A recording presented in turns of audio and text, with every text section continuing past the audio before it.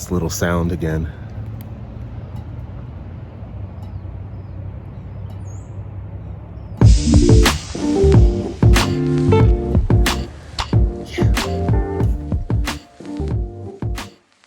Welcome to the first episode of Out There JCH. I'm your host, Jonathan C. Hall.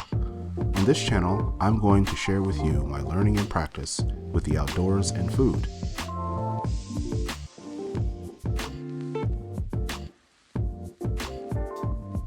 Don't forget to hit the like and subscribe buttons and leave a comment so we can connect.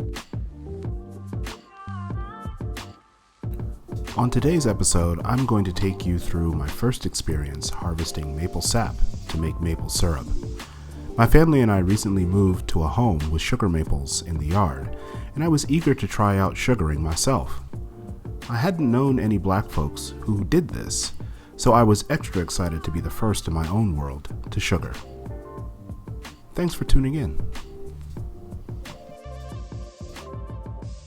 First time of tapping a tree.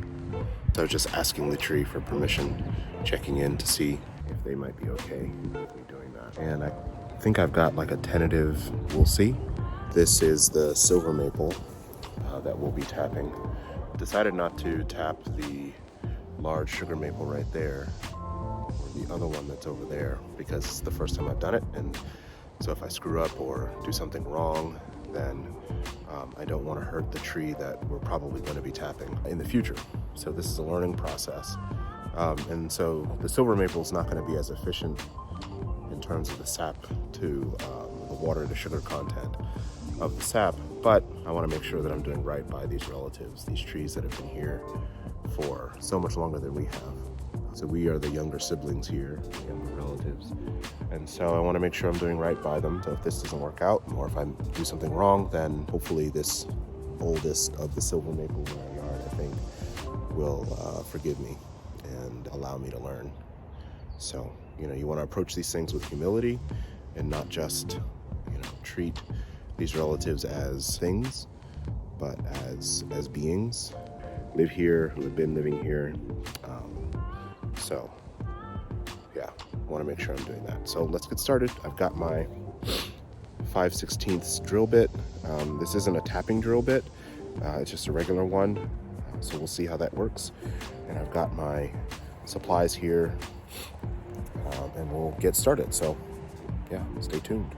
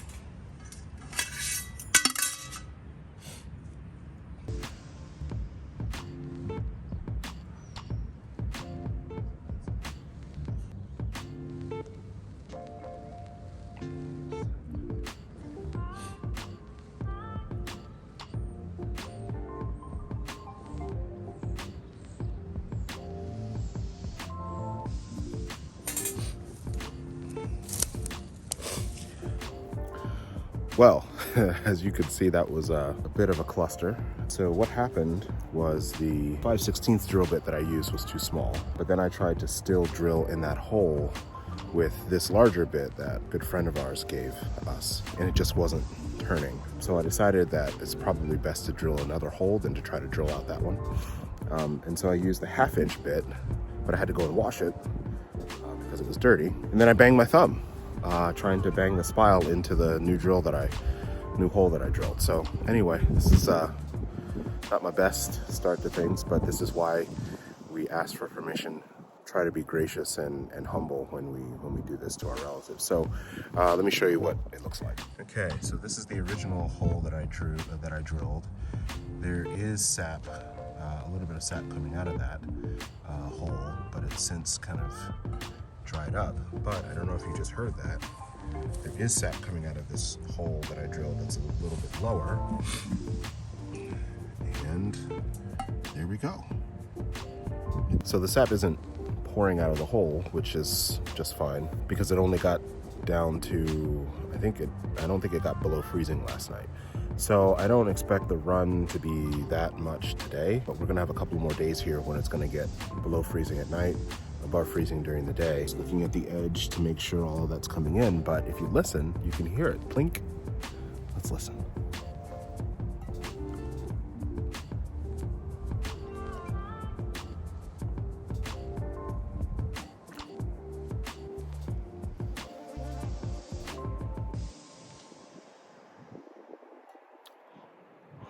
So, thank you, tree, for allowing me and my family to learn, and we will do right by your sap.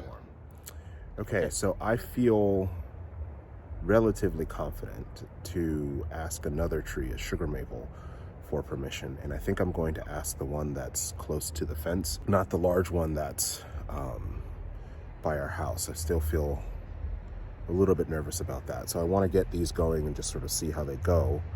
Actually, as I say that, I think I might tap the larger tree by our house. I feel like these larger, older trees are probably a little bit more forgiving, and if I screw things up, then they'll be better able to recover. Got a silver maple tapped just to sort of see how that goes. Okay, I'm gonna do the larger sugar maple and get that going.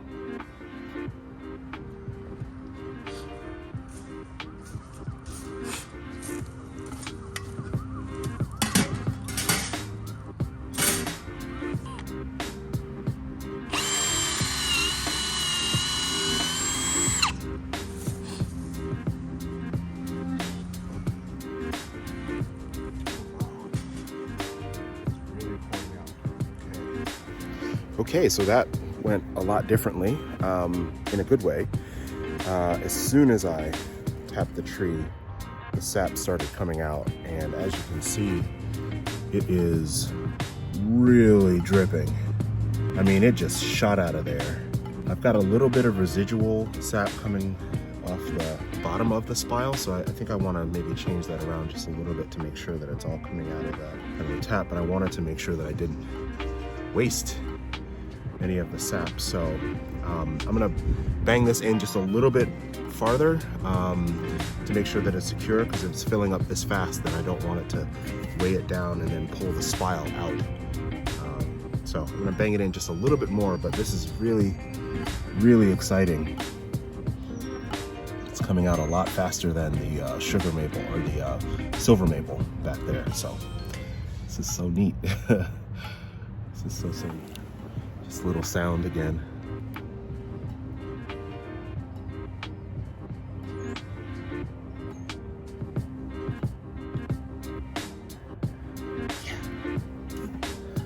Take a peek.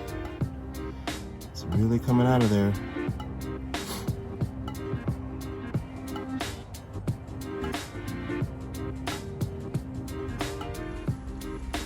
So one of my concerns with these spiles was that it was hard for me to bang them in to the tree such that they would be in there far enough, and I think they're probably not in far enough, and just the weight of the pail pulling on the spile, so I might have to make an adjustment there because there's some leakage, but I don't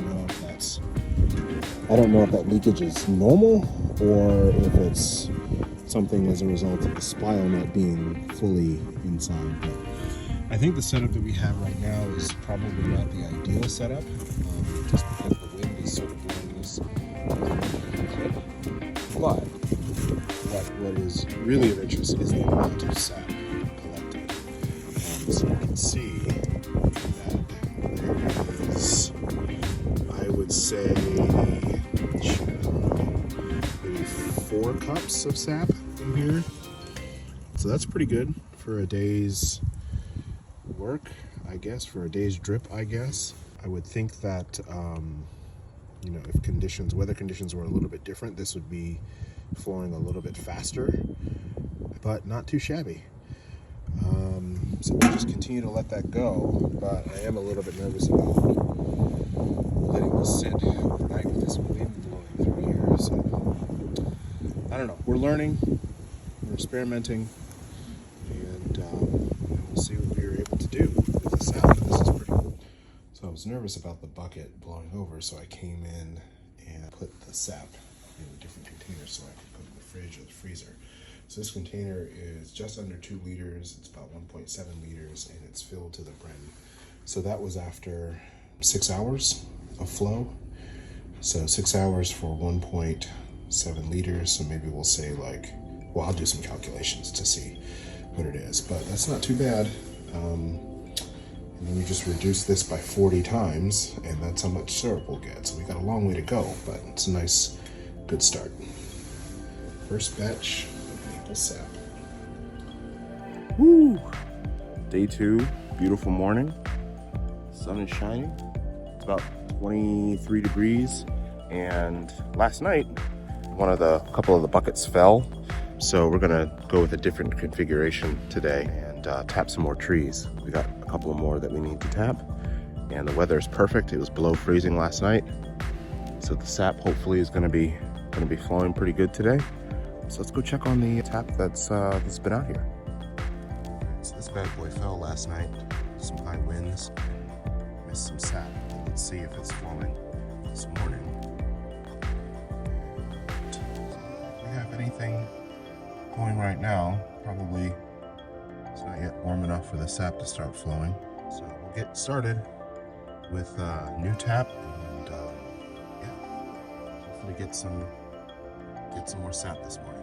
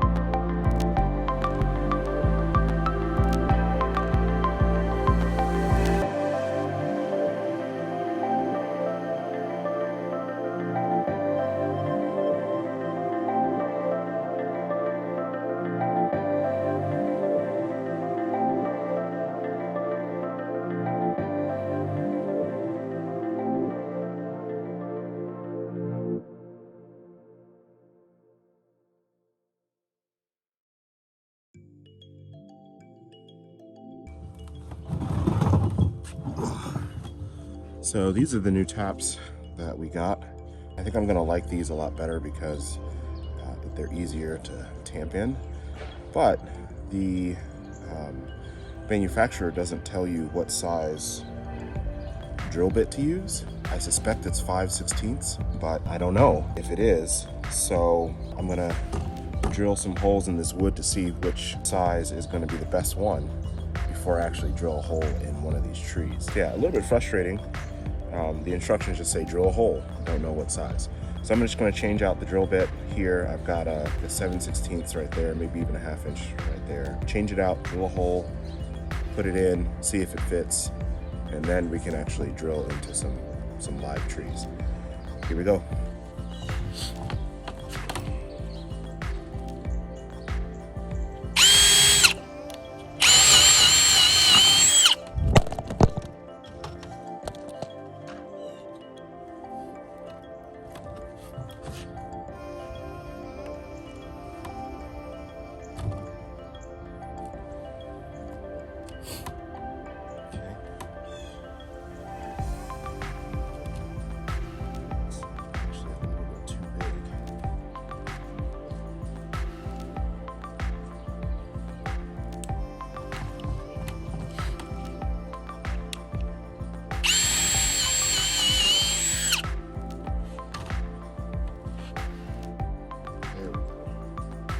Yep, that's the ticket. 5/16. All right, so I should be able to hammer that in to the tree and be all set. Really wish they'd tell you what size you need. It'd be a lot easier. All right, I'm gonna go get my mallet and I'm gonna tap this tree on the east side of our house.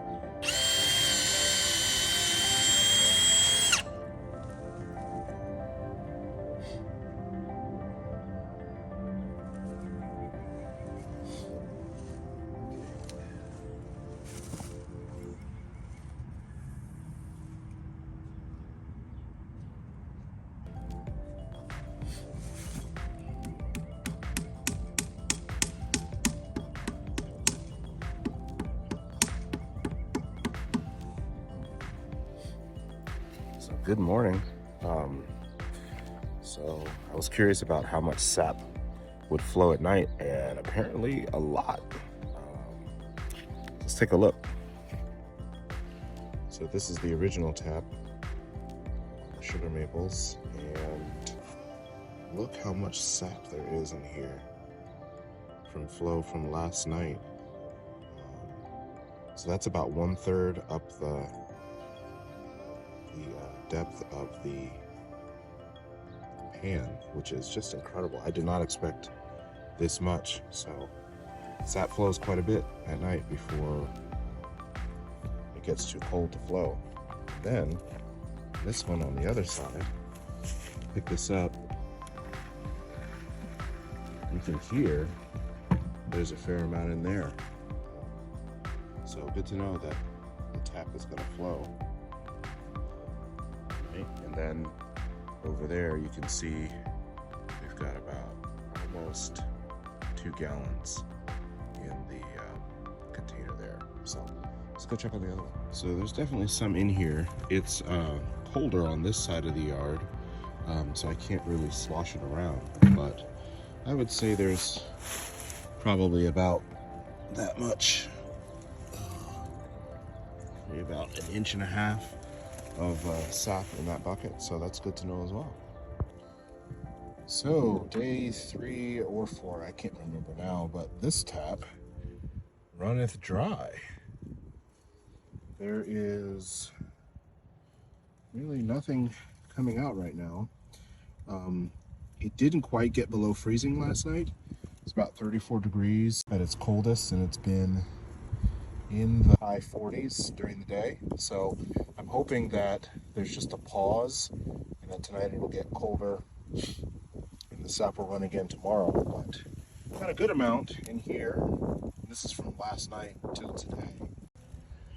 You know, it's a wonderful reminder of the changes that happen in the broader environment impact what we're doing in terms of harvesting maple sap. Things have stopped over here on the east side of our yard, so you can see the sap still flowing from the silver maple, but not a whole lot from there. And also realizing that I haven't filled this hole and sap is running from here. This is the failed hole that I tried to drill. It didn't work out, and I am not doing my responsibility by plugging this hole. So just empty the bucket. Big Sugar gifted us about 10 liters of sap, and they're still flowing quite heavily. Probably the tree that has the highest flow of the 3 that we've tapped, or the 4 that we've tapped, including the silver maple. So pretty productive. So inside this freezer, I've got 2 other of these containers that between the 2 of them is about 30 liters or 32 liters of sap. So I'm keeping them in the freezer to keep the sap cool and cold enough until we're ready to kind of boil it down a bit into syrup. So we've got about 1 liter of maple syrup thus far, which is, you know, not bad. Certainly not going to be our supply for the year, but hopefully the trees continue to give, and we'll see. All right, so we've been sugaring for about a week, and this is where things stand now. So the 2 containers on the right, I put in the freezer over there just to keep them cool. And what I'm doing is rotating a frozen one out and a frozen one in, because right now it's about 50 degrees out, and so setting the sap out on its own is not going to keep it cold enough. So I'm going to put this one in the freezer now to freeze. This one was in last night and I took it out. You can still see some ice formed in there. So right now it's just a matter of keeping everything cool so that when we're ready to boil, we can do that. But I think we've got probably 60 liters of sap thus far. So that will end up being just a little over 1 liter of syrup, which, you know, isn't a ton, but it's also a lot more than what we had before, or what we will have before. So really exciting. The trees are still running.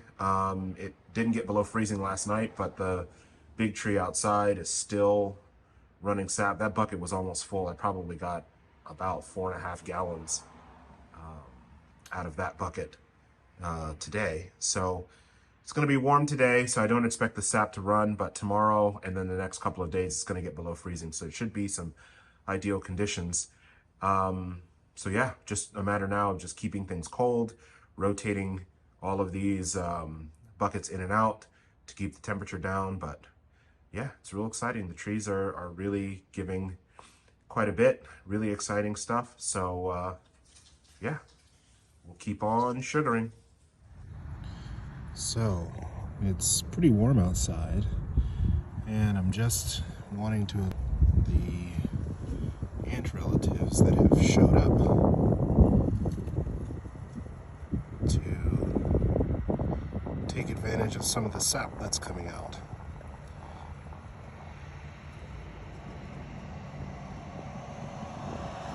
So this hole doesn't completely plug up all the sap that leaks out, so some of it leaks out along the side. And I just think it's interesting that these relatives are taking advantage the same way that I'm taking advantage.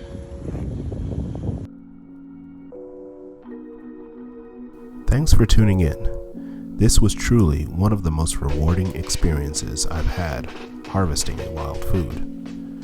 Every time I do this sort of thing, I'm reminded of how much goes on around us and how much our relatives are ready to offer us gifts that can sustain us. But this is only the first part of the sugaring journey. In the next episode, I'll boil down all this sap into actual maple syrup. Don't forget to like, subscribe, and click the notification button so you don't miss future episodes. See you next time.